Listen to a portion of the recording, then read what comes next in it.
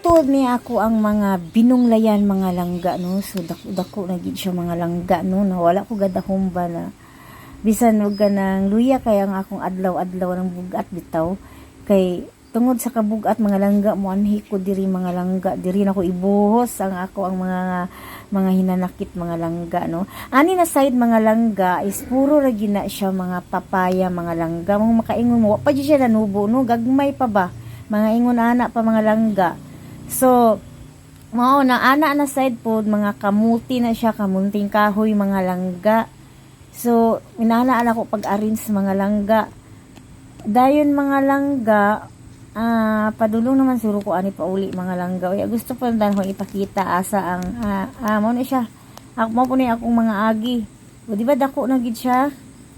O mao na siya mga langga. Ani na side is okra. Kini nasagbot kana is bunglayanan pala nako para mapadong sa okra. O mo na ako ang okra.